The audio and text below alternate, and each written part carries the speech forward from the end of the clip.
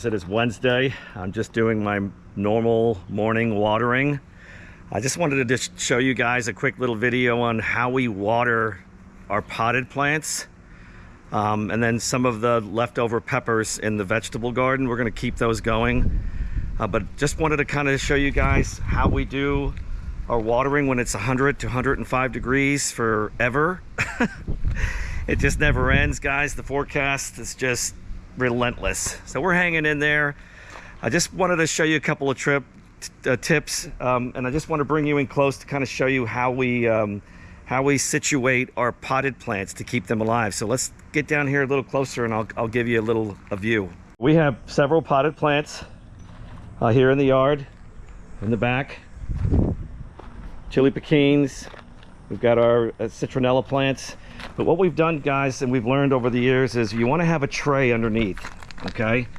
Because I can water this plant, the sun will come up, and it'll be 105 degrees, and all that water in that pot, it's going to be gone, okay? But this allows that water to have a reserve, and during the day when it gets hot, that plant, it can go ahead and it can absorb that water back up into the pot, and that's going to save you a lot.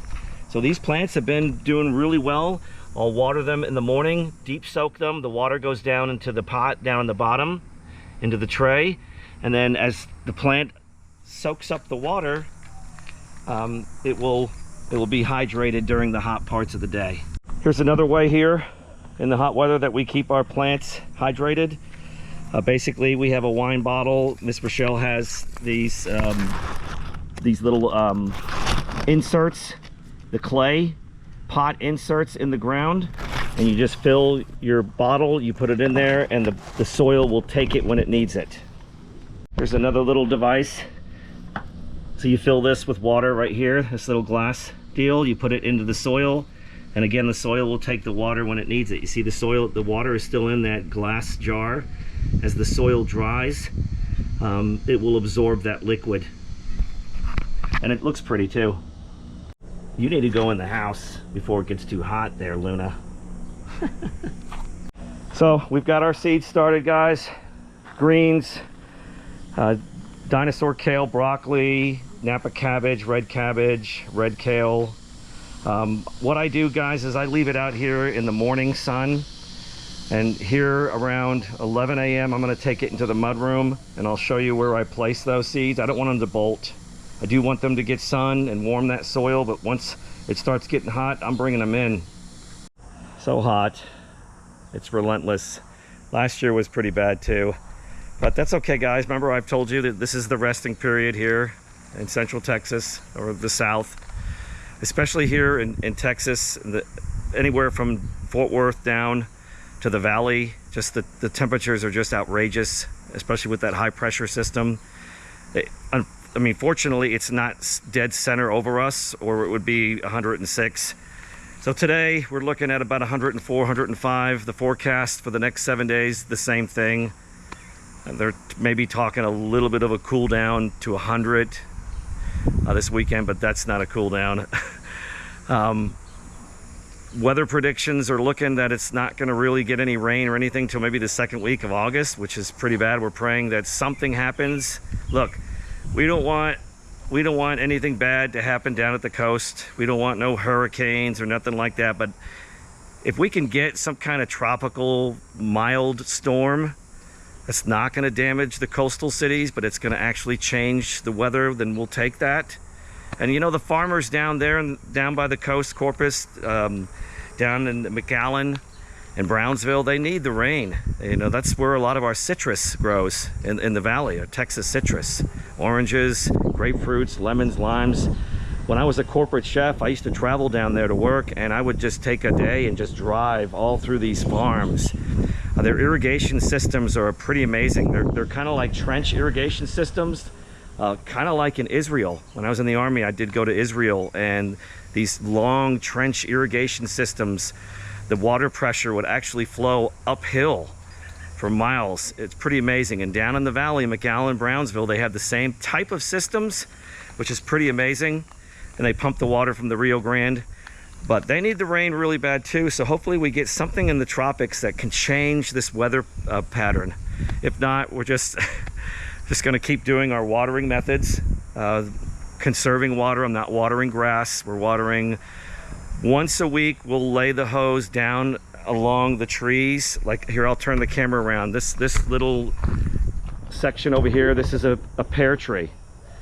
Didn't really bear much fruit this year because of the weather, but we have a bay laurel plants over there. We have lemongrass. We just have a bunch of different Texas native plants in there. We'll deep soak that once a week. We'll just pretty much lay the hose down there and let it just drip into the soil for about an hour. Deep soaking here in the hot weather is the way to go.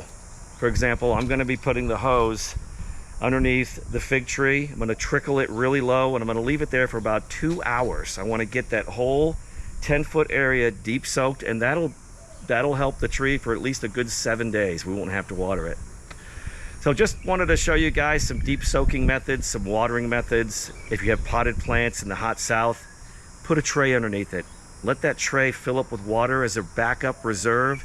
So in the afternoon, when the plant has exhausted all of that water, it can absorb and soak up that reserve in the bottom of the pot. And hey guys, we've been going with these potted plants now for 3-4 weeks with temperatures well over 100, and they're surviving.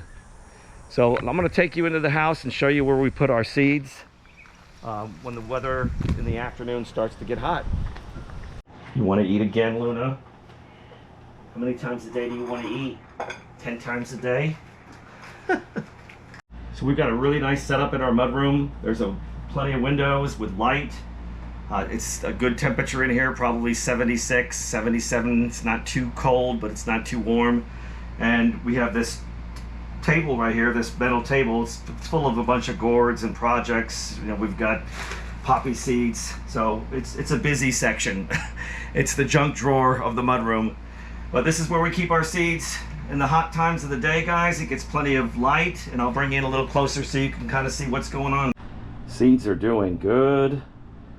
Really excited. Of course, you know, guys, these are probably not going to go into the ground until late September. So this will give them a chance to grow and mature and get strong, and then we'll climatize them a little bit at a time for the hot weather. So check this out. Our onions that we harvested early in spring are still doing good. This method of hanging them keeps them dry. Every other day or so, I'll come up here and I'll squeeze them a little bit. If I find one that's a little tender, I'll go ahead and pick it and we'll use it. But these are good, guys. These can stay probably for another month or two, and that goes for our garlic as well. The garlic is doing really good in the bags. Again, another method too, you can just smell. If you start to smell a little sourness, then you need to pull them out and go through them, but these are doing great. We've been using this garlic, the elephant garlic that we grew this year.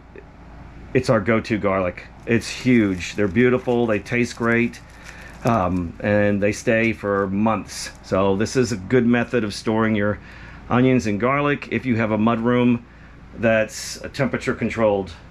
All right, folks, just a little quick watering tip for you. If you guys live in the South, hold on tight, because it's going to be hot for the next several weeks. Hey, if you are in the South, try those watering techniques. Deep soak in the morning. If you have potted plants, put a tray underneath them. Those little plastic trays are cheap. You can get them for less than $1. You know, 50 cents to $1. Buy a dozen of them, put them under your plants. Let that water fill in there, and that will really help keep your potted plants alive, especially when the temperatures are over 100.